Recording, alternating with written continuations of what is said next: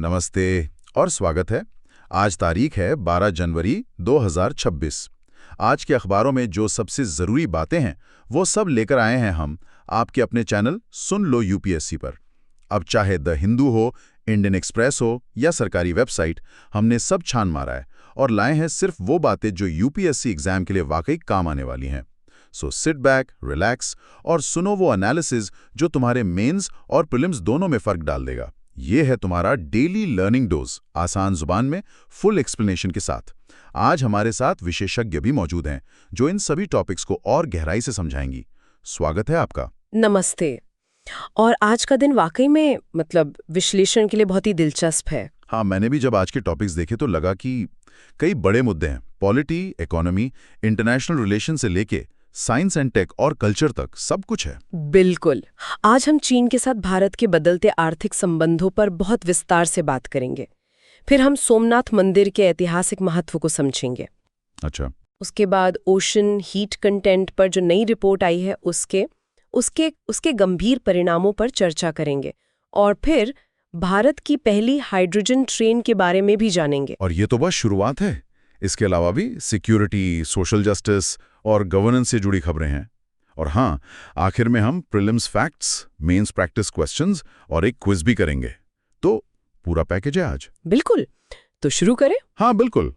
चलिए, सबसे बड़े और शायद सबसे पेचीदा विषय से शुरू करते हैं, अंतर्राष्ट्रीय संबंध और अर्थव्यवस्था। जरूर। हेडलाइन है भारत का रणनीतिक बदलाव, चीन के लिए अर्थव्यवस्था का ग्रेडेड रीओपनिंग। ये तो बहुत बड़ी खबर है, खासकर 2020 के गलवान संघर्ष के बाद जो माहौल बना था उसके हिसाब से तो ये एक यू टर्न जैसा लगता है। यू टर्न कहना शायद पूरी तरह सही नहीं होगा। मैं इसे एक स्ट्रेटेजिक एडजस्टमेंट, एक रणनीतिक समायोजन कहूंगी। अच्छा, स्ट्रेटेजिक एडजस्टमेंट, इसे थोड़ा और समझाइए। देखिए, 11 जनवरी 2026 को सरकारी सूत्रों से ये खबर सामने आई है और ये समझने के लिए हमें थोड़ा पीछे जाना होगा, साल 2020। गलवान के समय में। हाँ, गलवान के बाद भारत ने चीन से आने वाले निवेश पर बहुत सख्त पाबंदियां लगा दी थीं। सिद्धांत एकदम साफ था कि अगर सीमा पर तनाव रहेगा तो व्यापार सामान्य नहीं हो सकता। The state of the border determines the state of the relationship, ये लाइन कई बार कही गई। और इसी के तहत वो प्रेस नोट 3 आया था, है ना? हाँ, मैं इसके बारे में बहुत सुनता हूँ, लेकिन इसकी बारीकियां क्या हैं? ये था क्या असल में? बहुत अच्छा सवाल है, क्योंकि ये पूरी चर्चा की जड़ है। देखिए, जब कोविड-19 महामारी शुरू हुई तो दुनिया भर की अर्थव्यवस्थाएं हिल गईं। भारतीय कंपनियां भी आर्थिक रूप से कमजोर हो गई। हाँ, वो दौर तो बहुत मुश्किल था। बिल्कुल। तो सरकार को एक डर था। डर ये कि कहीं चीनी कंपनियां इस मौके का फायदा उठाकर हमारी अच्छी लेकिन उस वक्त आर्थिक तंगी से जूझ रही कंपनियों को सस्ते में ना खरीद लें। अच्छा, इसी चीज को अपॉर्चुनिस्टिक टेकओवर्स कहते हैं। मौके का फायदा उठाकर अधिग्रहण कर लेना। अपॉर्चुनिस्टिक टेकओवर्स, समझ गया। इसको रोकने के लिए अप्रैल 2020 में डीपीआईटी मतलब department for promotion of industry and internal trade. Exactly. तो डीपीआईटी ने फॉरेन डायरेक्ट इन्वेस्टमेंट यानी एफडीआई पॉलिसी में एक बदलाव किया, जिसे प्रेस नोट 3 2020 के नाम से जाना जाता है। और ये बदलाव क्या था? नियम ये बनाया गया कि भारत के साथ जमीनी सीमा साझा करने वाले किसी भी देश से अगर कोई भी एफडीआई आता है तो वो ऑटोमेटिक रूट से नहीं आ सकता। उसे पहले सरकार से मंजूरी लेनी होगी, उसे गवर्नमेंट अप्रूवल रूट से गुजरना होगा। अच्छा, तो ये सिर्फ चीन के लिए नहीं था? टेक्निकली देखा जाए तो नहीं। ये नियम उन सभी देशों पर लागू होता है जिनकी जमीनी सीमा भारत से लगती है। चीन, पाकिस्तान, बांग्लादेश, नेपाल, भूटान, म्यांमार और अफगानिस्तान। ये पूरी लिस्ट है। लेकिन असल निशाना तो चीन ही था। हाँ, क्योंकि उस वक्त सबसे ज्यादा निवेश का खतरा, या कह सकते हैं कि सबसे ज्यादा निवेश आ भी वहीं से रहा था, तो असल निशाना चीन ही था। और गलवान के बाद तो ये और भी सख्त हो गया होगा। बहुत ज्यादा। सैकड़ों चीनी ऐप्स पर बैन लगा दिया गया। बंदरगाहों पर चीन से आने वाले सामान की जांच बहुत कठोर कर दी गई। कई चीनी एफडीआई प्रस्तावों को रोक दिया गया। एक तरह से हमने अपने दरवाजे लगभग बंद ही कर दिए थे। तो अब लगभग 6 साल बाद अचानक ऐसा क्या हो गया कि हम उन दरवाजों को फिर से खोलने की बात कर रहे हैं, भले ही जैसा हेडलाइन कहती हैं ग्रेडेड तरीके से? इसके पीछे कोई एक कारण नहीं है। इसके पीछे कई आर्थिक मजबूरियां और वैश्विक हकीकतें हैं। और इसका एक इशारा हमें इकोनॉमिक सर्वे 2023-24 में ही मिल गया था। अच्छा, उस सर्वे में ऐसा क्या कहा गया था? सर्वे में जो हमारे चीफ इकोनॉमिक एडवाइजर हैं, उन्होंने ये बहुत ही व्यवहारिक तर्क दिया था। उन्होंने कहा था कि अगर भारत को एक ग्लोबल मैन्युफैक्चरिंग हब बनना है, अगर हमें अपने एक्सपोर्ट्स बढ़ाने हैं, तो हम चीन केंद्रित मतलब चाइना सेंट्रिक एशियाई सप्लाई चेन से खुद को पूरी तरह से अलग नहीं कर सकते।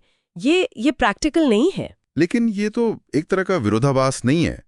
एक तरफ हमारा सीमा विवाद चल रहा है, एक सैन्य गतिरोध है जो पूरी तरह से सुलझा नहीं है, और दूसरी तरफ हम उसी देश पर अपनी मैन्युफैक्चरिंग के लिए निर्भर होने की बात कर रहे हैं। ये तो बहुत खतरनाक कदम लगता है। यहीं पर इस चर्चा का सबसे जरूरी हिस्सा आता है, और वो है दो शब्दों का फर्क, डीकपलिंग बनाम डी रिस्किंग।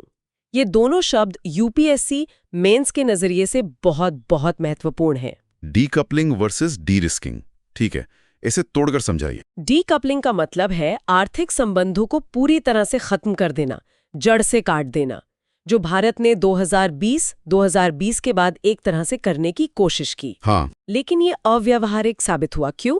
क्योंकि आज की तारीख में चाहे आप इलेक्ट्रॉनिक्स की बात करें या इलेक्ट्रिक व्हीकल्स की या सोलर पैनल्स की या फिर दवाइयों के लिए ज़रूरी APIs यानी एक्टिव फार्मास्यूटिकल इंग्रेडिएंट्स की, इन सब चीज़ों के लिए जो अपस्ट्रीम कंपोनेंट्स मतलब जो ज़रूरी पुर्जे या कच्चा माल है वो चीन से आता है। मतलब हम चाहें या ना चाहें निर्भरता तो है, बहुत गहरी निर्भरता है। तो अगर हम पूरी तरह से डीकपलिंग की जिद पर अड़े रहते तो इसका मतलब होता कि हम अपने ही मेक इन इंडिया और PLI स्कीम्स जैसे प्रोग्राम्स को नुकसान पहुंचा रहे हैं, क्योंकि फैक्ट्री लगाने के लिए मशीनें भी तो वहीं से आ रही हैं। हाँ, ये तो एक मुश्किल स्थिति है। तो फिर डी रिस्किंग क्या है?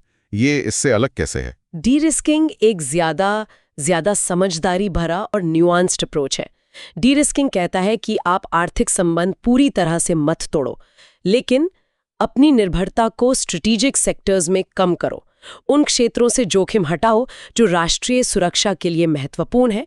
स्ट्रेटेजिक सेक्टर्स जैसे डिफेंस हो गया, टेलीकॉम इंफ्रास्ट्रक्चर हो गया, खासकर 5G, पावर ग्रिड्स हो गए, हमारा डिजिटल पेमेंट का इकोसिस्टम हो गया। ये वो संवेदनशील क्षेत्र हैं जहां किसी भी तरह का चीनी दखल या निवेश एक ट्रोजन हॉर्स साबित हो सकता है। डेटा जासूसी का खतरा है, साइबर सुरक्षा का खतरा है। तो डी रिस्किंग कहता है कि इन क्षेत्रों में चीन को कोई जगह मत दो, यहां बिल्कुल नो एंट्री का बोर्ड लगा दो। और नॉन सेंसिटिव सेक्टर्स का क्या?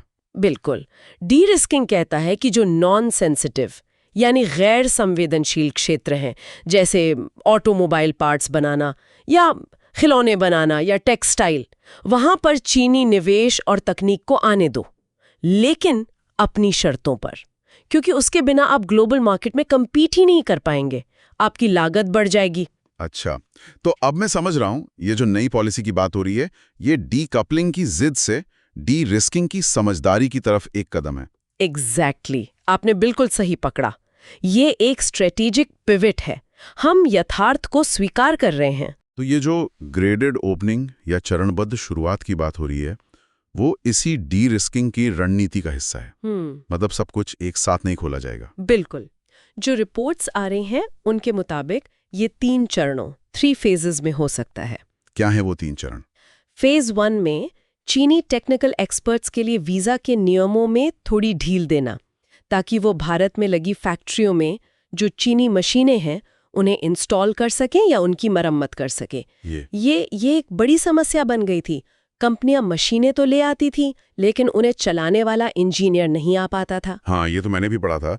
PLI स्कीम्स के तहत जो कंपनियां थीं वो इससे बहुत परेशान थीं। हाँ, और रिपोर्ट्स के मुताबिक ये पहला चरण तो कुछ हद तक शुरू भी हो गया है। अच्छा, और दूसरा चरण? ना, जैसे ऑटोमोबाइल सेक्टर हो गया, लेकिन ये अनुमति कड़ी जांच के बाद ही मिलेगी। सरकार हर प्रस्ताव को नेशनल सिक्योरिटी के नजरिए से परखेगी। और तीसरा चरण?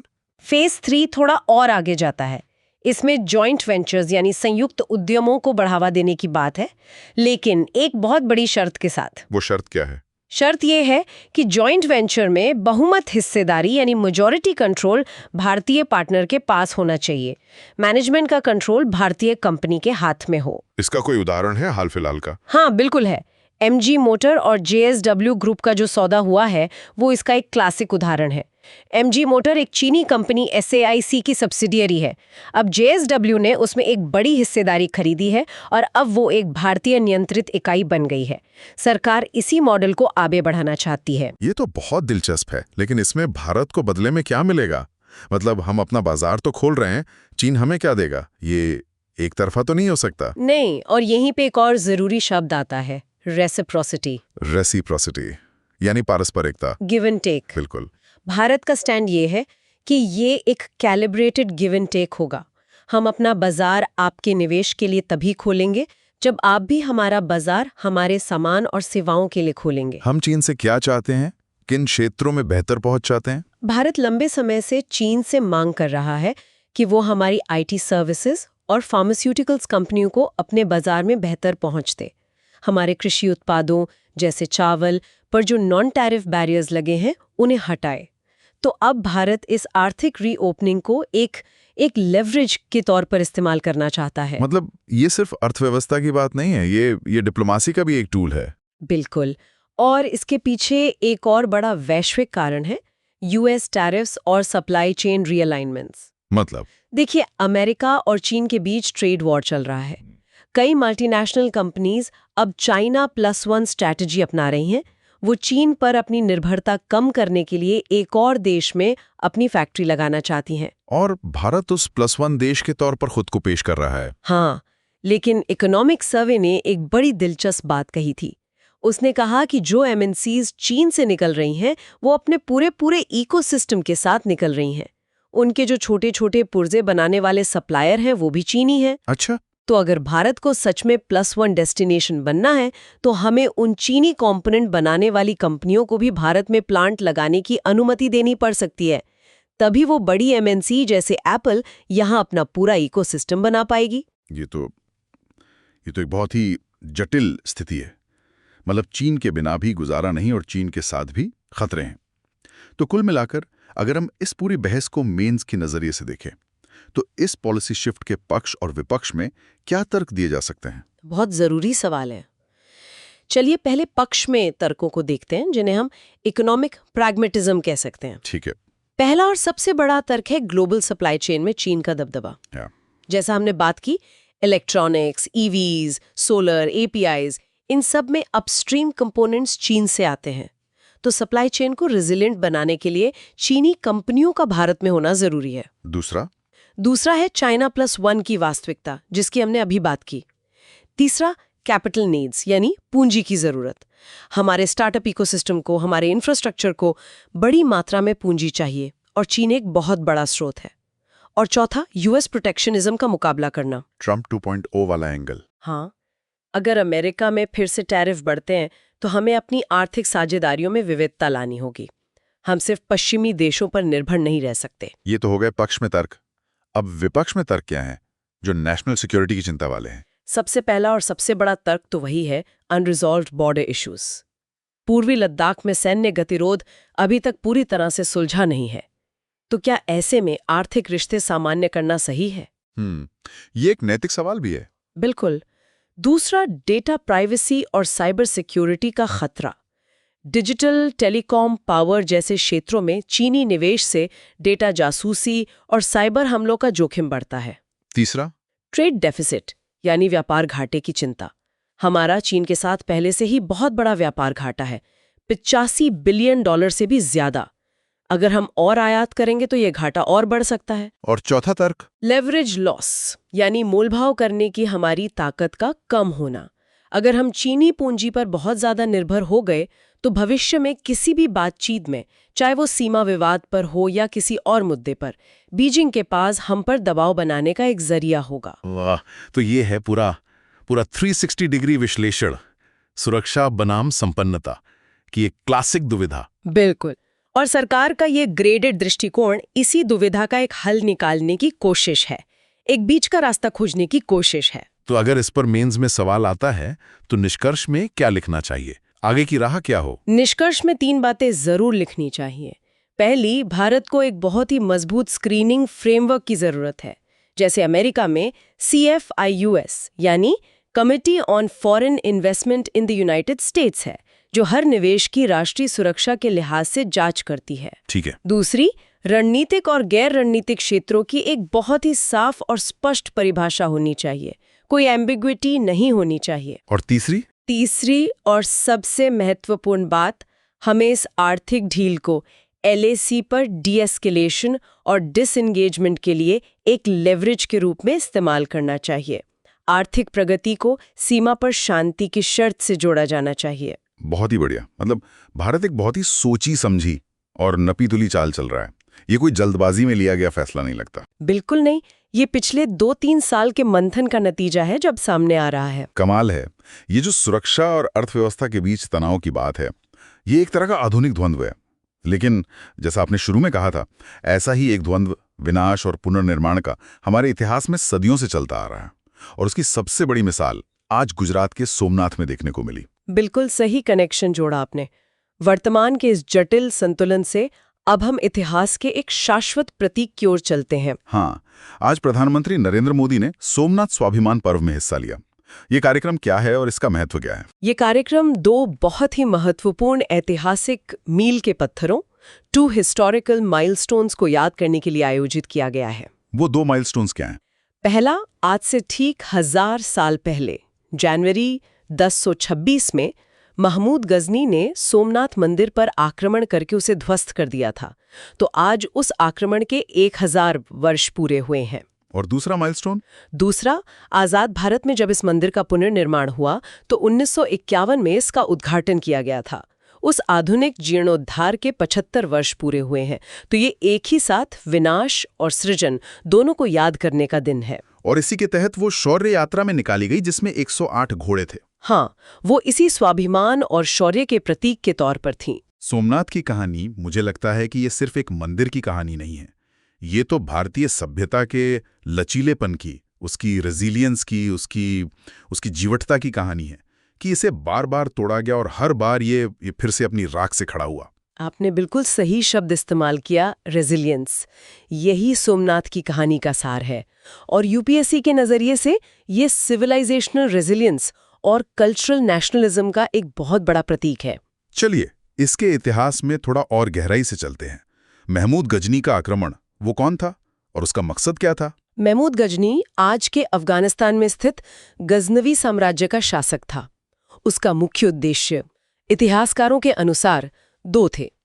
पहला, भारत के मंदिरों की अपार धन संपत्ति को लूटना, और दूसरा, एक बुत शिकन यानी मूर्ति भंजक के तौर पर अपनी छवि बनाकर इस्लामिक दुनिया में अपनी राजनैतिक वैधता को बढ़ाना। और उस समय के किसी इतिहासकार ने इसका जिक्र किया है? हरम अल-बिरूनी, जो महमूद गजनी के साथ भारत आया था, उसने अपनी किताब किताबुल हिंद में सोमनाथ की समृद्धि का और इस आक्रमण का जिक्र किया है। और इसके बाद ही वो विनाश और पुनर्निर्माण का लंबा चक्र शुरू हुआ है ना? बिल्कुल, ये चक्र समझना बहुत जरूरी है। देखिए, पौराणिक कथाओं के अनुसार तो सबसे पहले इसका निर्माण चंद्रदेव सोम ने सोने से, फिर सूर्यदेव रवि ने चांदी से और भगवान कृष्ण ने चंदन की लकड़ी से किया था। ये तो पौराणिक मान्यताएं हैं।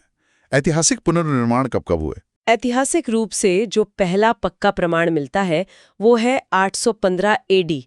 815 एडी में जब गुर्जर प्रतिहार वंश के राजा नागभट्ट द्वितीय ने लाल बलुआ पत्थर से इसका पुनर्निर्माण करवाया।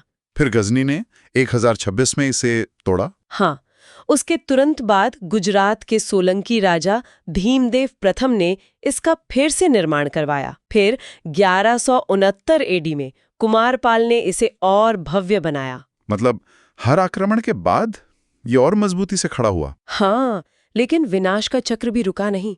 1299 में अलाउद्दीन खिलजी के सेनापति उलूग खान ने इसे तोड़ा। फिर 1394 में मुजफ्फर शाह प्रथम ने, फिर 1451 में महमूद बेगड़ा ने, और फिर 1665 में औरंगजेब के आदेश पर इसे फिर से ध्वस्त किया गया। और इस दौरान पास में ही एक और मंदिर भी बनाया गया था, है ना? हाँ, जब बार बार मुख्य मंदिर को तोड़ा जा रहा था तो इंदौर की महारानी अहिल्याबाई होलकर ने 1783 में पुराने मंदिर के पास ही एक और सोमनाथ मंदिर का निर्माण करवाया ताकि पूजा अर्चना चलती रहे। ये तो एक अद्भुत कहानी है। और फिर आता है आधुनिक काल। आजादी के बाद का पुनर्निर्माण इसमें सरदार वल्लभ भाई पटेल की भूमिका बहुत अहम थी। सबसे अहम थी।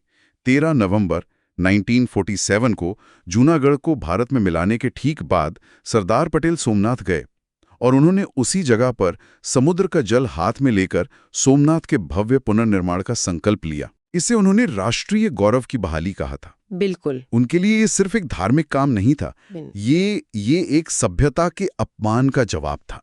इस काम में उनका साथ दिया के.एम. मुंशी ने, जो एक बड़े विद्वान और नेता थे। लेकिन यहाँ पर एक बहुत दिलचस्प बहस भी हुई थी भारत के पहले प्रधानमंत्री और पहले राष्ट्रपति के बीच में। नेहरू और राजेंद्र प्रसाद के बीच वो क्या थी? हाँ, ये भारतीय राजनीति की एक बहुत ही निर्णायक बहस है, द सेक्युलरिज्म डिबेट। समझाइए इसे। जब 1951 में मंदिर बनकर तैयार हुआ तो इसके उद्घाटन के लिए तत्कालीन राष्ट्रपति डॉक्टर राजेंद्र प्रसाद को आमंत्रित किया गया और उन्होंने वो निमंत्रण स्वीकार कर लिया। लेकिन प्रधानमंत्री जवाहरलाल नेहरू इसके सख्त खिलाफ थे। उन्होंने राजेंद्र प्रसाद को पत्र लिखकर कहा कि उन्हें वहां नहीं जाना चाहिए। क्यों? नेहरू का तर्क क्या था? नेहरू का मानना था कि भारत एक धर्मनिरपेक्ष यानी सेक्युलर स्टेट है और देश के राष्ट्रपति या प्रधानमंत्री जैसे संवैधानिक पदों पर बैठे व्यक्ति को किसी भी धार्मिक स्थल के उद्घाटन जैसे धार्मिक समारोह से दूर रहना चाहिए। अच्छा। उन्हें डर था कि राष्ट्रपति के ऐसा करने से दुनिया में यह संदेश जाएगा कि भारत एक हिंदू रिवाइवलिस्ट स्टेट है, यानी एक हिंदू पुनरुत्थानवादी राष्ट्र है और यह हमारी धर्मनिरपेक्ष छवि को नुकसान पहुंचाएगा। तो फिर पटेल और मुंशी का क्या तर्क था? उनका काउंटर आर्ग्यूमेंट क्या था? उनका तर्क था कि सोमनाथ का पुनर्निर्माण किसी धर्म का पुनरुत्थान नहीं है, बल्कि राष्ट्रीय गौरव और स्वाभिमान की बहाली का प्रतीक है। ये उस अपमान का जवाब है जो विदेशी आक्रमणकारियों ने सदियों तक हम पर किया। उनके लिए ये कल्चरल नेशनलिज्म का एक कार्य था, ना कि रिलीजियस रिवाइवलिज्म का। ये तो भारतीय धर्मनिरपेक्षता की परिभाषा पर एक क्लासिक बहस है, जिसे हम नेहरूवादी बनाम पटेल मुंशी की बहस कह सकते हैं। बिल्कुल। एक तरफ नेहरू का सेक्युलरिज्म का मॉडल था जो धर्म और राज्य के बीच एक सख्त अलगाव की बात करता है, और दूसरी तरफ पटेल मुंशी का मॉडल था जो सर्वधर्म संभाव की बात करता है और राष्ट्रीय संस्कृति के प्रतीकों का सम्मान करने को धर्मनिरपेक्षता के खिलाफ नहीं मानता। और ये बहस तो आज भी उतनी प्रासंगिक है। आज भी है, और ये जीएस पेपर 1 और एसए के लिए एक बहुत अच्छा केस स्टडी है। चलिए अब जरा मंदिर की वास्तुकला पर आते हैं। ये कैलाश महामेरु प्रसाद शैली, ये क्या है? ये चालुक्य शैली का ही एक विकसित और बहुत ही भव्य रूप है। इसे मारुगीजर शैली भी कहते हैं। इसकी कुछ खास पहचानें होती हैं। क्या? जैसे गर्भगृह के ऊपर एक बहुत ऊंचा और जटिल नक्काशी वाला शिखर होगा। मंदिर के अंदर बड़े बड़े हॉल होंगे जिन्हें मंडप कहते हैं, जो बहुत ही सुंदर नक्काशी वाले खंभों पर टिके होते हैं। सोमनाथ का जो वर्तमान मंदिर है उसे प्रभाशंकर सोमपुरा ने इसी शैली में डिजाइन किया था, जो भारत के सबसे बड़े मंदिर वास्तुकारों में से एक थे। और इसे बनाने में कोई खास तकनीक इस्तेमाल हुई है? हाँ, इसे बनाने में पारंपरिक इंटरलॉकिंग तकनीक का इस्तेमाल हुआ है। पत्थरों को इस तरह से तराशा और फिट किया गया है कि वो एक दूसरे के वजन से ही टिके रहते हैं।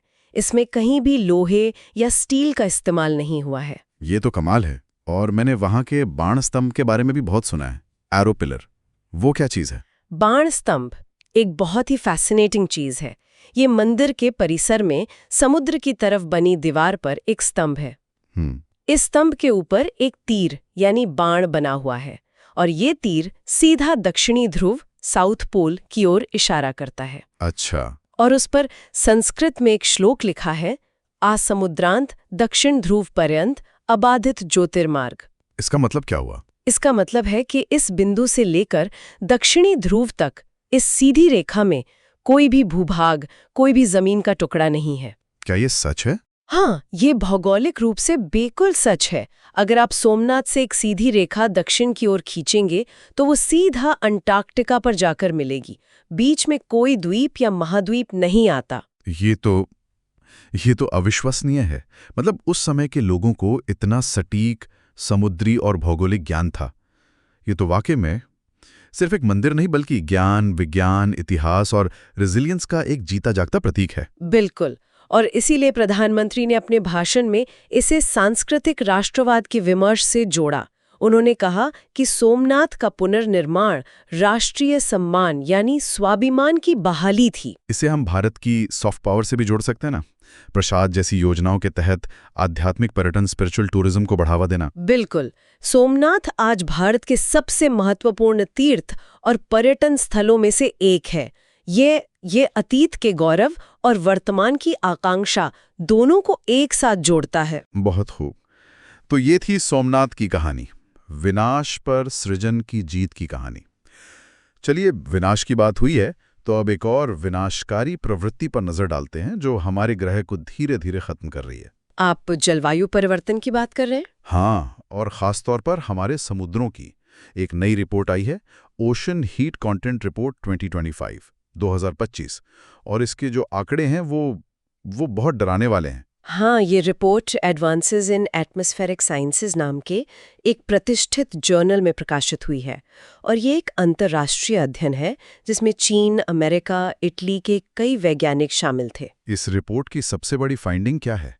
सबसे बड़ी और सबसे चिंताजनक फाइंडिंग ये है कि साल 2025 समुद्री इतिहास का अब तक का सबसे गर्म साल दर्ज किया गया है। The hottest year on record for the oceans. और ये लगातार कौन सा साल है जब ये रिकॉर्ड टूटा है? ये लगातार 9वां साल है। Every year since 2017 has been hotter than the last. ये एक खतरनाक ट्रेंड है। रिपोर्ट में ओशन हीट कंटेंट का जिक्र है। हाँ। ये OHC क्या होता है? अच्छा, और ये सी सरफेस टेम्परेचर यानी समुद्री सतह के तापमान से कैसे अलग है? बहुत अच्छा सवाल है। देखिए, सी सरफेस टेम्परेचर सिर्फ समुद्र की ऊपरी सतह के तापमान को मापता है, लेकिन ओशन हीट कंटेंट पूरे समुद्र की गहराई तक, मतलब सतह से लेकर 2000 मीटर की गहराई तक जमा हुई कुल गर्मी की मात्रा को मापता है। अच्छा। और OHC ग्लोबल वार्मिंग का ज्यादा भरोसेमंद संकेतक है। क्यों? क्योंकि हमारे महासागर एक हीट बफर की तरह काम करते हैं। जीवाश्म ईंधन जलाने से जो अतिरिक्त गर्मी पैदा होती है, उसका 90% से भी ज्यादा हिस्सा हमारे महासागर सोख लेते हैं। 90%? मतलब अगर महासागर ना होते तो हमारी धरती अब तक भट्टी बन चुकी होती। बिल्कुल। तो OHC में वृद्धि का मतलब है कि हमारा ग्रह लगातार गर्म होता जा रहा है। ये सबसे निश्चित प्रमाण है। रिपोर्ट में एक आंकड़ा दिया गया है 23 ज़ेटा जूल्स का। हाँ जी। कि 2024 की तुलना में समुद्रों ने 2025 में 23 ज़ेटा जूल्स अतिरिक्त गर्मी सोखी। जी। ये ज़ेटा जूल्स क्या बला है? ज़ेटा जूल ऊर्जा की एक बहुत बड़ी इकाई है। एक ज़ेटा जूल का मतलब होता है 10 की घात 21 जूल्स, मतलब 1 के आगे 21 शून्य। ये तो कल्पना से भी परे है। इसको समझने के लिए कोई एनालॉजी, कोई उदाहरण है? हाँ, रिपोर्ट के वैज्ञानिकों ने ही कुछ उदाहरण दिए हैं। ये 23 ज़ेटा जूल्स ऊर्जा पिछले 37 सालों में पूरी दुनिया ने जितनी बिजली की खपत की है उसके बराबर है। क्या बात कर रही है? एक और डरावनी एनालॉजी है। ये ऊर्जा प्रति सेकंड 12 हिरोशिमा परमाणु बमों के विस्फोट से निकलने वाली ऊर्जा के बराबर है। हर सेकंड, दिन रात, पूरे साल। माय गॉड, ये तो सोचना भी मुश्किल है। यही वो थर्मोडायनामिक संकट है जिसकी हम बात कर रहे हैं। रिपोर्ट में कुछ खास इलाकों का जिक्र है जहां ये गर्मी ज्यादा बढ़ रही है। कोई क्षेत्रीय हॉटस्पॉट? हाँ, दक्षिणी महासागर यानी सदर्न ओशन, उत्तरी प्रशांत महासागर नॉर्थ पैसिफिक और दक्षिणी अटलांटिक महासागर साउथ अटलांटिक, इन इलाकों में गर्मी सबसे तेजी से बढ़ रही है। लेकिन मैंने सुना था कि अभी लानिनिया का प्रभाव था, जिससे सतह का तापमान थोड़ा ठंडा होना चाहिए था। फिर OHC कैसे बढ़ गया? यही तो इस रिपोर्ट का सबसे चिंताजनक पहलू है। आपने सही कहा, ला नीनिया के कारण सी सरफेस टेम्परेचर्स SST में मामूली गिरावट देखी गई, लेकिन इसके बावजूद कुल ओशन हीट कंटेंट OHC बढ़ता रहा। इसका मतलब है कि गर्मी अब समुद्र की गहराइयों में जा रही है। और इसके परिणाम क्या होंगे? मेंस के नजरिए से इस थर्मोडायनामिक प्रभाव का हमारे ग्रह पर क्या असर पड़ेगा? इसके बहुत गंभीर और बहुआयामी प्रभाव हैं। चलिए एक एक करके समझते हैं। हाँ। सबसे पहला और सीधा प्रभाव है थर्मल एक्सपेंशन और सी लेवल राइज। Thermal expansion? ये विज्ञान का एक सीधा सा सिद्धांत है। जब कोई चीज गर्म होती है तो वो फैलती है। पानी भी जब गर्म होता है तो वो फैलता है। तो जब समुद्रों का पानी गर्म हो रहा है तो वो फैल रहा है और इससे समुद्र का जल स्तर बढ़ रहा है। ग्लेशियरों के पिघलने के अलावा ये भी एक कारण है। बिल्कुल, और ये एक बहुत बड़ा कारण है। ग्लोबल एवरेज सी लेवल राइज में 30 से 40% योगदान इसी थर्मल एक्सपेंशन का है और इसका सीधा खतरा मुंबई, चेन्नई, कोलकाता जैसे हमारे तटीय शहरों पर है। दूसरा प्रभाव है सुपरचार्ज्ड साइक्लोन्स, यानी ज्यादा विनाशकारी चक्रवात। वो कैसे? देखिए, चक्रवात समुद्र की सतह की गर्मी से ही अपनी ऊर्जा लेते हैं। गर्म समुद्र चक्रवातों के लिए ईंधन की तरह काम करता है। तो जब ओशन हीट कंटेंट ज्यादा होता है तो चक्रवातों को ज्यादा ईंधन मिलता है और वो ज्यादा खतरनाक हो जाते हैं। हाँ, और इससे एक और खतरनाक घटना होती है जिसे कहते हैं rapid intensification, RI। Rapid intensification इसका मतलब है कि कोई चक्रवात बहुत ही कम समय में अचानक से बहुत ज्यादा शक्तिशाली हो जाता है। जैसे चक्रवात अम्फान, वो 24 घंटे से भी कम समय में कैटेगरी 1 से कैटेगरी 5 का तूफान बन गया था। ऐसी घटनाएं अब और ज्यादा होंगी। और अरब सागर में भी अब ज्यादा गंभीर चक्रवात आ रहे हैं। बिल्कुल, पहले अरब सागर बंगाल की खाड़ी की तुलना में ठंडा रहता था, लेकिन अब OHC बढ़ने की वजह से अरब सागर में भी बहुत गंभीर चक्रवात बनने लगे हैं। तीसरा प्रभाव समुद्री जीवन पर क्या होगा?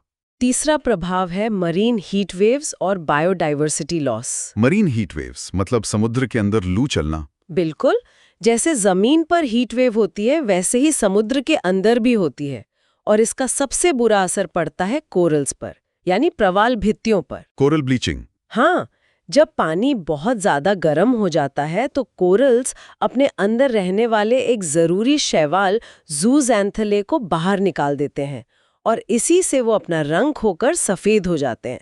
इसी को कोरल ब्लीचिंग कहते हैं। और अगर ये लंबे समय तक चले तो कोरल्स मर जाते हैं, और कोरल समुद्र के वर्षावन हैं। उन पर हजारों प्रजातियां निर्भर करती हैं। 2025 में हमारे लक्षद्वीप में और ऑस्ट्रेलिया के ग्रेट बैरियर रीफ में बहुत बड़े पैमाने पर ब्लीचिंग की घटनाएं हुई हैं। और मछलियों पर क्या असर होगा? मछलियों की कई प्रजातियां ठंडे पानी की तलाश में ध्रुवों की ओर पलायन कर रही हैं। इससे हमारे भारतीय मछुआरों की आजीविका पर सीधा असर पड़ रहा है। उन्हें मछली पकड़ने के लिए अब और गहरे समुद्र में जाना पड़ता है। और कोई प्रभाव? हाँ, एक और बहुत गंभीर प्रभाव है डीऑक्सीजनेशन। डीऑक्सीजनेशन मतलब ऑक्सीजन की कमी? हाँ, गर्म पानी में ठंडे पानी की तुलना में कम ऑक्सीजन घुल पाती है। तो जैसे जैसे समुद्र गर्म हो रहा है उसमें घुली हुई ऑक्सीजन की मात्रा कम हो रही है, और इससे समुद्र में डेड जोन्स यानी हाइपोक्सिक जोन्स बन रहे हैं, जहां समुद्री जीवन का पनपना नामुमकिन हो जाता है। और ये सब समुद्री धाराओं को भी तो प्रभावित करता होगा ना, जैसे एमॉक। बिल्कुल, अटलांटिक मेरिडियोनल ओवरटर्निंग सर्कुलेशन, जो एक तरह से ग्रह का कन्वेयर बेल्ट है और मौसम को नियंत्रित करता है, उस पर भी इसके धीमे होने का खतरा मंडरा रहा है। ये तो बहुत ही भयावह तस्वीर है। तो इसका समाधान क्या है? आगे की राह क्या है? समाधान 2 स्तरों पर है, मिटिगेशन और एडेप्टेशन। मिटिगेशन मतलब शमन? हाँ, इसका मतलब है कि हमें ग्रीनहाउस गैसों का उत्सर्जन तुरंत और बड़े पैमाने पर कम करना होगा। पेरिस समझौते के लक्ष्यों को पूरा करना होगा। समस्या की जड़ पर हमला करना होगा। और एडेप्टेशन? एडेप्टेशन यानी अनुकूलन। इसका मतलब है कि जो बदलाव आ चुके हैं हमें उनके साथ जीना सीखना होगा। हमें क्लाइमेट रेजिलिएंट इंफ्रास्ट्रक्चर बनाना होगा, जैसे समुद्री दीवारें, मैंग्रोव का संरक्षण, और चक्रवातों की रैपिड इंटेंसिफिकेशन को देखते हुए हमें अपने अर्ली वार्निंग सिस्टम्स को और बेहतर बनाना होगा। मतलब हमें दोनों मोर्चों पर एक साथ काम करना होगा। बिल्कुल, कोई एक रास्ता काफी नहीं है। चलिए, पर्यावरण के इस गंभीर विषय से अब विज्ञान और प्रौद्योगिकी के एक आशाजनक विकास की ओर बढ़ते हैं। भारत की पहली हाइड्रोजन ट्रेन। हाँ, ये एक बहुत ही सकारात्मक खबर है। आज क्या हुआ इसमें? आज भारतीय रेलवे ने हरियाणा के जींद सोनीपत सेक्शन पर भारत की पहली हाइड्रोजन चालित ट्रेन का ट्रायल रन शुरू किया है। भारत की पहली हाइड्रोजन ट्रेन? हाँ, ये बहुत बड़ी उपलब्धि है। इसे किसने बनाया है? इसे चेन्नई की इंटीग्रल कोच फैक्ट्री ICF और RDSO यानी research designs and standards organisation ने मिलकर विकसित किया है। ये काम कैसे करती है? इसकी तकनीक क्या है? ये हाइड्रोजन फ्यूल सेल तकनीक पर काम करती है और इसमें भी खास तौर पर PEMFC यानी proton exchange membrane fuel cell का इस्तेमाल किया गया है। PEMFC? हाँ, इसे जरा आसान भाषा में समझाइए। जरूर। देखिए, ट्रेन में हाइड्रोजन गैस को उच्च दबाव वाले टैंकों में स्टोर किया जाता है। ये हाइड्रोजन H2 फ्यूल सेल में जाती है। फ्यूल सेल हवा से ऑक्सीजन O2 लेता है। फ्यूल सेल के अंदर हाइड्रोजन और ऑक्सीजन के बीच एक इलेक्ट्रोकेमिकल रिएक्शन होता है और इस रिएक्शन से 3 चीजें पैदा होती हैं: बिजली, पानी और गर्मी। और इसी बिजली से ट्रेन चलती है? बिल्कुल। और बाई प्रोडक्ट के रूप में सिर्फ और सिर्फ जल वाष्प यानी वाटर वेपर निकलता है। कोई धुआं नहीं, कोई प्रदूषण नहीं। इसीलिए इसे जीरो एमिशन तकनीक कहते हैं। ये तो कमाल है। अच्छा, ये जीन सोनीपत रूट ही क्यों चुना गया? ये रूट इसलिए चुना गया क्योंकि ये एक नॉन इलेक्ट्रिफाइड रूट है। मतलब इस पर अभी भी डीजल इंजन वाली ट्रेनें चलती हैं। तो हाइड्रोजन ट्रेनें ऐसे ही मार्गों पर डीजल ट्रेनों को बदलने के लिए सबसे ज्यादा आर्थिक रूप से व्यवहार्य हैं। जहां जहां बिजली की लाइनें बिछाना महंगा या मुश्किल है, वहां ये एक बेहतरीन विकल्प है। इस ट्रेन की कुछ खासियतें जैसे रेंज, स्पीड? जो प्रोटोटाइप है उसकी रेंज लगभग 1000 किलोमीटर बताई जा रही है एक बार हाइड्रोजन भरने पर। इसमें 10 कोच होंगे और स्पीड भी सामान्य ट्रेनों जैसी ही होगी। अगर हम इसकी तुलना करें डीजल, इलेक्ट्रिक और हाइड्रोजन ट्रेनों से, तो क्या फायदे और नुकसान हैं? चलिए एक छोटी सी तुलना करते हैं। उत्सर्जन के मामले में डीजल सबसे ज्यादा प्रदूषण करता है। इलेक्ट्रिक ट्रेन से तो जीरो एमिशन होता है, लेकिन बिजली बनाने में कोयला जलता है तो वहां प्रदूषण होता है।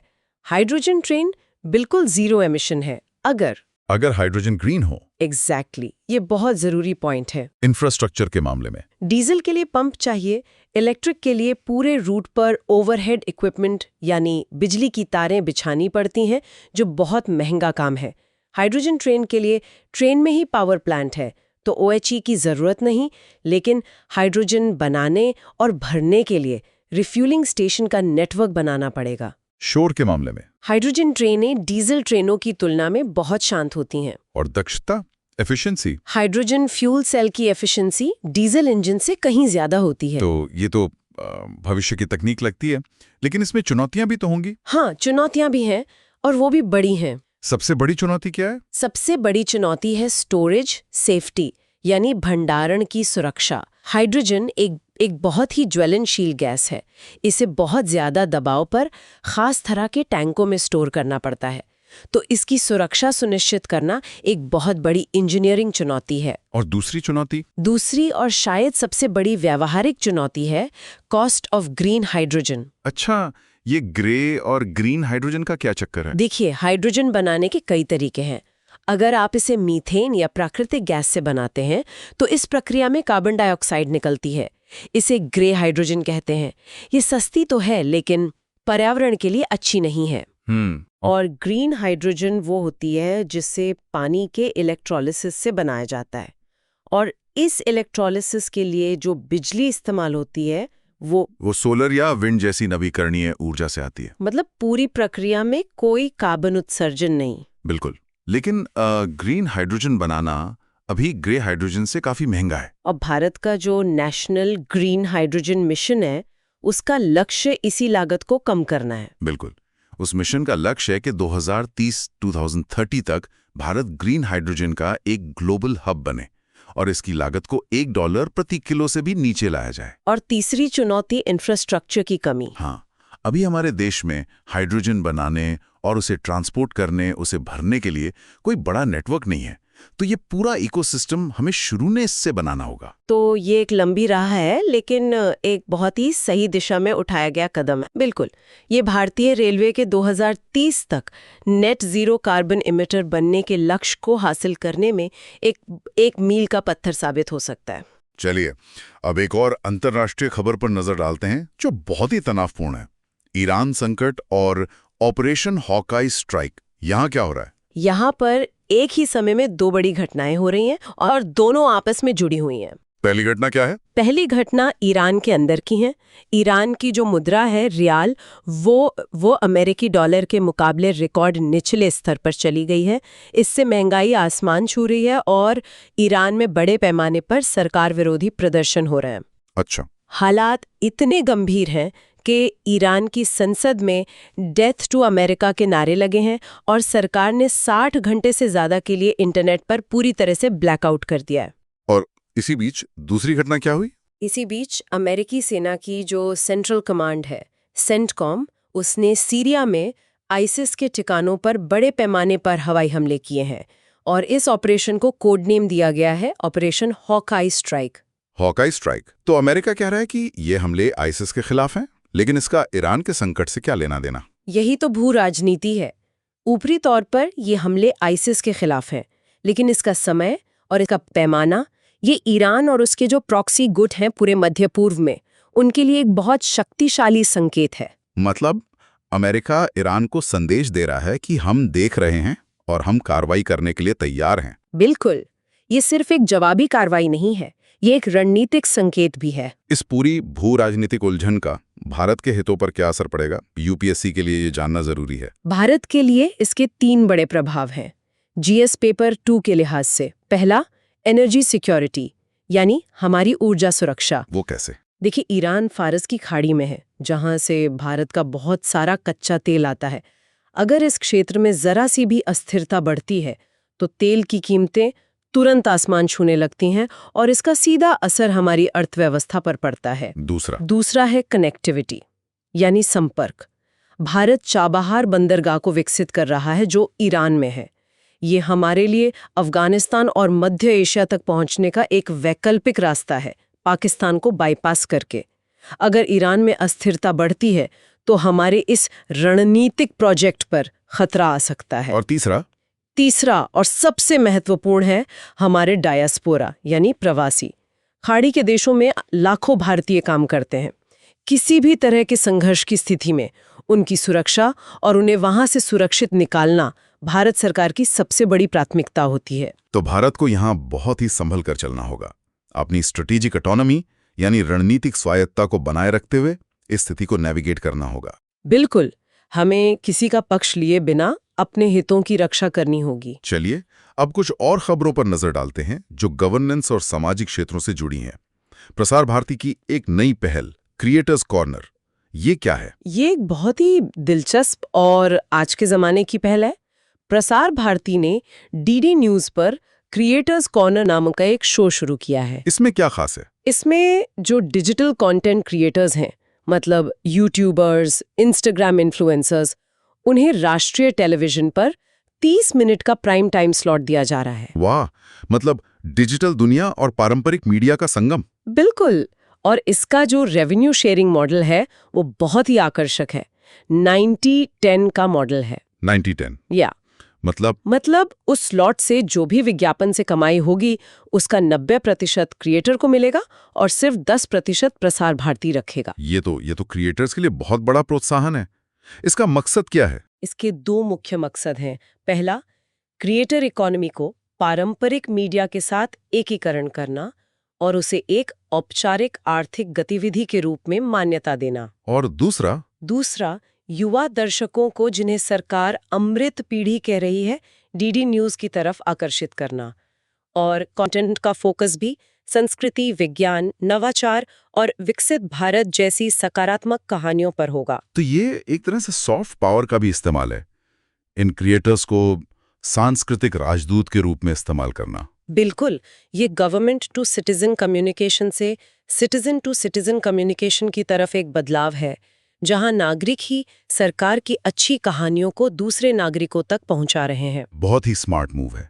चलिए अब अर्थव्यवस्था के एक और क्षेत्र की बात करते हैं, नीली अर्थव्यवस्था, ब्लू इकोनॉमी।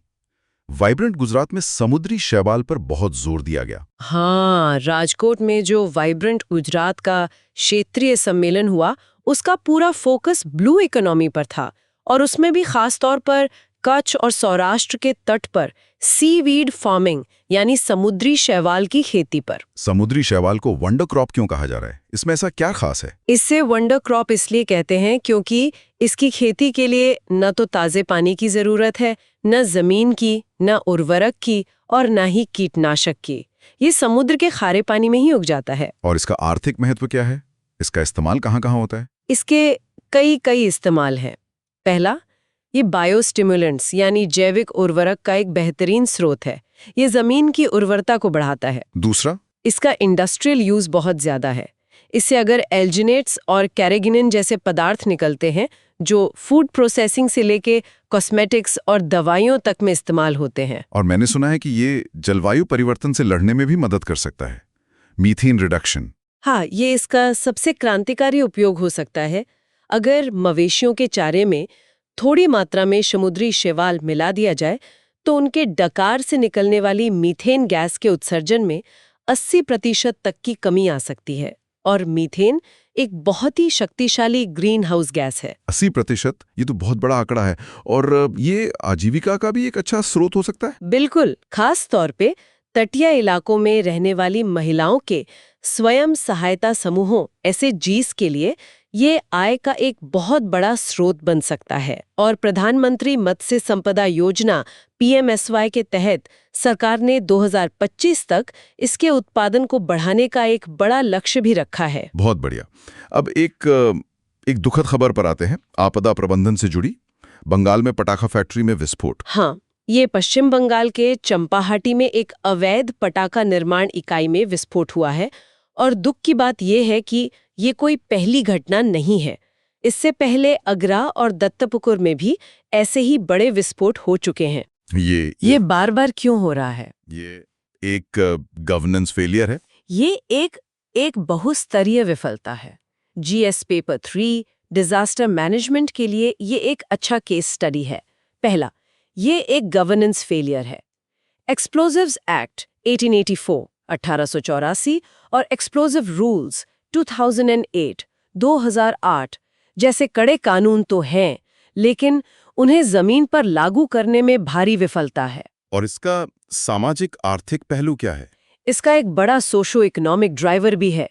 ग्रामीण बंगाल में बेरोजगारी एक बड़ी समस्या है और पटाखा बनाना कई लोगों के लिए आजीविका का एक आसान जरिया बन जाता है, भले ही वो अवैध और खतरनाक हो। तो इसका समाधान क्या है? आगे की राह क्या हो? इसके लिए एक समग्र दृष्टिकोण की जरूरत है। पहला, एक क्लस्टर अप्रोच अपनाना। घनी आबादी वाले इलाकों से इन फैक्ट्रियों को हटाकर शहर से दूर समर्पित पटाखा हब बनाना, जहां सुरक्षा के सभी इंतजाम हों। और दूसरा, ग्रीन क्रैकर्स की ओर संक्रमण करना। CSIR-NED द्वारा जो अनुमोदित ग्रीन क्रैकर्स हैं, जो कम प्रदूषण करते हैं और ज्यादा सुरक्षित हैं, उनके उत्पादन को बढ़ावा देना और कारीगरों को उसके ट्रेनिंग देना। मतलब सिर्फ प्रतिबंध लगाने से काम नहीं चलेगा, एक व्यवहार्य विकल्प भी देना होगा। बिल्कुल। चलिए अब आज की आखिरी बड़ी खबर पर आते हैं। सामाजिक न्याय से जुड़ी राष्ट्रीय युवा महोत्सव 2026। 2026? हाँ, आज 12 जनवरी है, स्वामी विवेकानंद की जयंती, जिसे हम राष्ट्रीय युवा दिवस के रूप में मनाते हैं। और आज से 29वां राष्ट्रीय युवा महोत्सव शुरू हो रहा है। इस बार के महोत्सव में क्या कुछ नया है? इस बार इसके प्रारूप में एक बड़ा बदलाव किया गया है। इसे Viksit Bharat young leaders dialogue VBYLD के रूप में पुनर्गठित किया गया है। VBYLD? इसका फोकस किस पर है? विचार विमर्श पर है। युवाओं को विकसित भारत एट 2047 के विजन को लेकर अपनी आवाज उठाने, अपने विचार देने का एक मंच प्रदान करना है। तो ये डेमोग्राफिक डिविडेंड का सही इस्तेमाल करने की कोशिश है। बिल्कुल, ये युवाओं को सिर्फ लाभार्थी नहीं बल्कि विकास की प्रक्रिया में एक सक्रिय भागीदार बनाने की दिशा में एक कदम है। बहुत ही अच्छी पहल है। तो ये थी आज की विस्तृत चर्चाएं।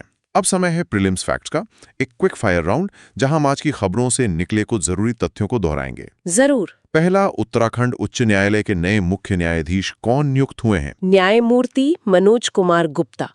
इनकी नियुक्ति संविधान के अनुच्छेद 217, 222 के तहत होती है। दूसरा, मुजिरिस हेरिटेज प्रोजेक्ट ये किस राज्य में है और क्यों प्रसिद्ध है?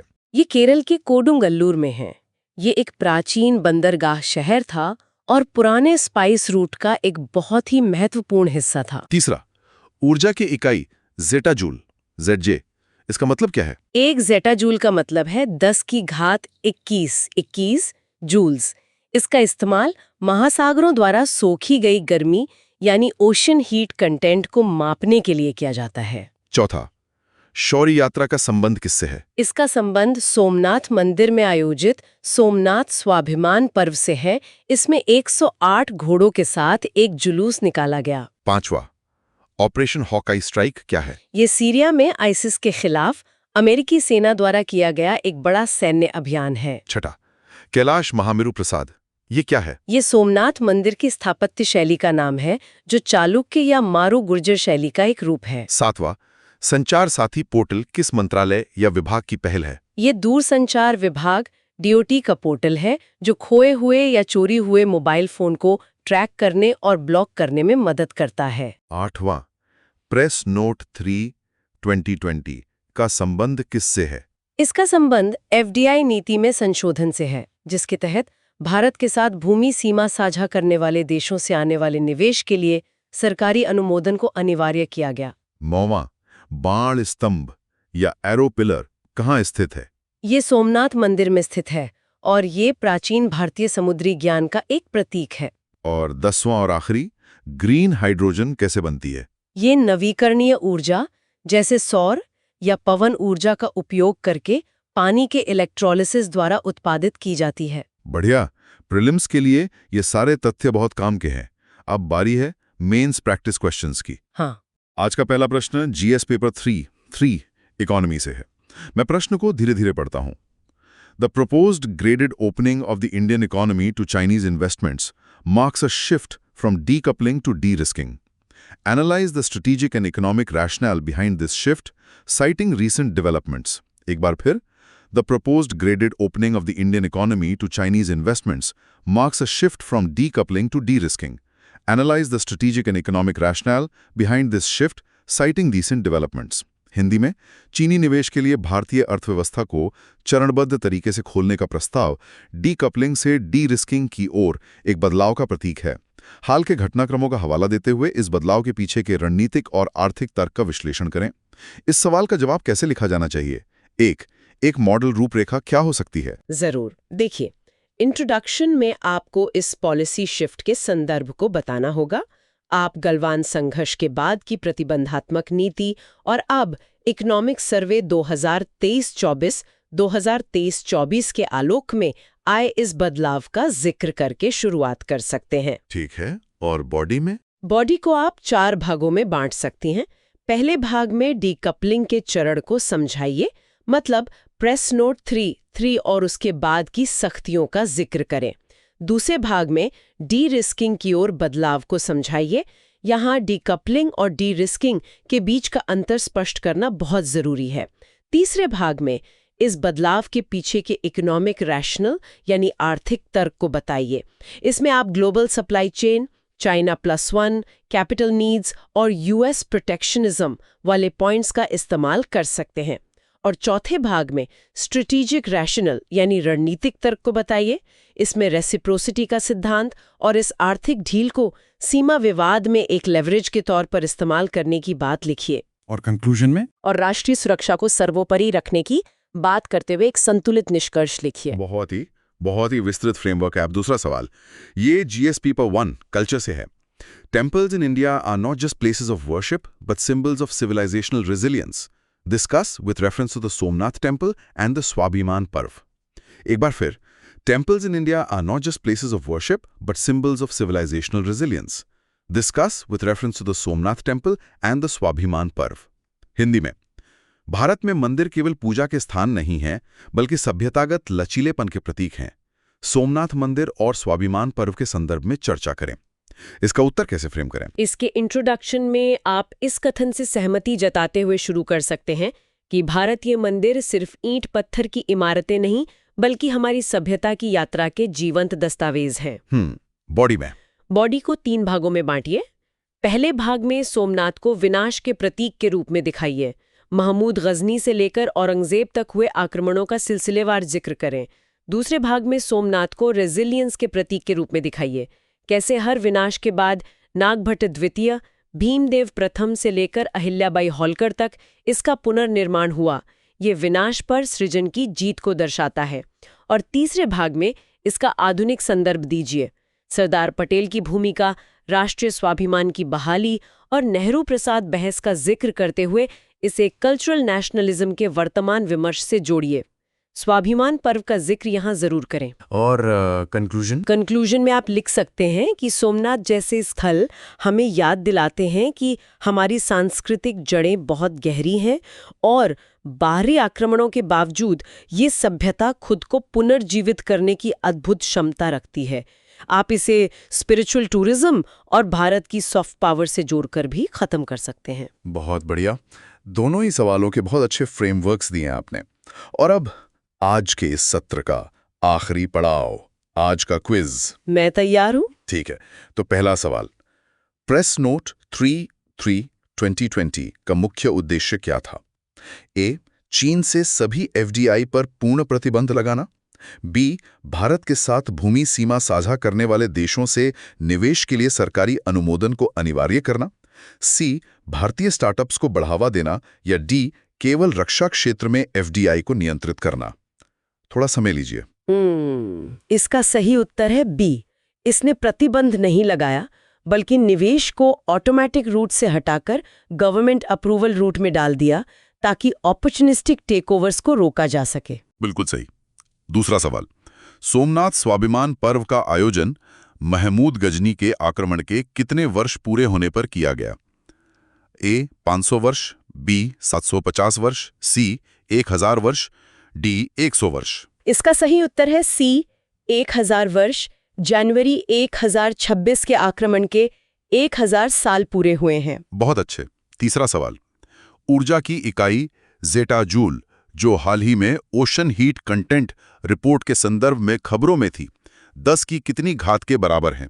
ए, 10 to the power 15, B, 10 to the power 18, C, 10 to the power 21, D, 10 to the power 24। इसका उत्तर है सी, 10 to the power 21। शानदार। चौथा सवाल, भारत की पहली हाइड्रोजन चालित ट्रेन का ट्रायल रन किस रूट पर शुरू हुआ है? ए, दिल्ली मेरठ, बी, मुंबई अहमदाबाद, सी, चेन्नई बेंगलुरु, डी, जींद सोनीपत। सही उत्तर है डी, जींद सोनीपत, हरियाणा में। बिल्कुल सही। और आखिरी सवाल, ऑपरेशन हॉकाई स्ट्राइक किस देश द्वारा और किसके खिलाफ किया गया एक सैन्य अभियान है? ए, भारत द्वारा पाकिस्तान में आतंकी ठिकानों पर, बी, इजराइल द्वारा गाजा में हमास पर, सी, अमेरिका द्वारा सीरिया में आइसिस पर, डी, रूस द्वारा यूक्रेन में सैन्य ठिकानों पर। इसका सही उत्तर है सी, अमेरिका द्वारा सीरिया में आइसिस के खिलाफ। पांचों जवाब बिल्कुल सही। तो चलिए, आज की इस बहुत ही विस्तृत चर्चा को समाप्त करने से पहले मुख्य बातों को एक बार फिर से देख लेते हैं। की टेकअवेज। जरूर। आज की चर्चा से जो सबसे महत्वपूर्ण बातें हैं वो ये हैं। पहला, भारत चीन आर्थिक संबंध एक नए दौर में प्रवेश कर रहे हैं, जहां डीकपलिंग की कठोर नीति की जगह डी रिस्किंग की एक व्यवहारिक रणनीति ले रही है। प्रेस नोट 3 में ढील और ग्रेडेड ओपनिंग इसी का संकेत है। दूसरा, सोमनाथ मंदिर सिर्फ एक पूजा स्थल नहीं, बल्कि विनाश और पुनर्निर्माण के अंतहीन चक्र से गुजरकर भारतीय सभ्यता के लचीलेपन यानी रिजिलियंस और सांस्कृतिक स्वाभिमान का एक अमर प्रतीक है। इसकी वास्तुकला, कैलाश महामेरु प्रसाद शैली और बाण स्तंभ इसके ज्ञान विज्ञान के भी प्रमाण है। तीसरा, पर्यावरण के मोर्चे पर ओशन हीट कंटेंट का लगातार बढ़ना एक बहुत बड़ा खतरा है। जेटा जूल जैसी इकाइयों में मापी जा रही ये गर्मी थर्मल एक्सपेंशन, सुपरचार्ज्ड साइक्लोन्स और कोरल ब्लीचिंग के जरिए हमारे ग्रह के लिए एक थर्मोडायनामिक संकट पैदा कर रही है। और चौथा, विज्ञान के क्षेत्र में भारत की पहली हाइड्रोजन ट्रेन का जींद सोनीपत रूट पर ट्रायल भारतीय रेलवे के नेट जीरो लक्ष्य और नेशनल ग्रीन हाइड्रोजन मिशन की दिशा में एक बहुत बड़ा और आशाजनक कदम है। बहुत ही बढ़िया सारांश। और अंत में श्रोताओं के लिए एक विचार। आज हमने देखा कि नीतियां और प्रतीक दोनों ही एक राष्ट्र की कहानी कहते हैं। चीन के प्रति हमारी नीति दिखाती है कि हम वैश्विक हकीकतों से कैसे निपट रहे हैं, और सोमनाथ का उत्सव दिखाता है कि हम अपनी जड़ों को कितना महत्व देते हैं। सवाल यह है कि क्या एक सफल राष्ट्र बनने के लिए इन दोनों के बीच संतुलन साधना ही सबसे बड़ी चुनौती है? इस पर सोचिएगा। आज की मेहनत कल की कहानी बदल देगी। अगर ये सेशन अच्छा लगा तो लाइक, शेयर और कमेंट जरूर करो, और सब्सक्राइब करो सुन लो यूपीएससी को। 299 रुपए 299 मेंबरशिप ज्वाइन करके एक्सक्लूसिव कंटेंट का एक्सेस लो।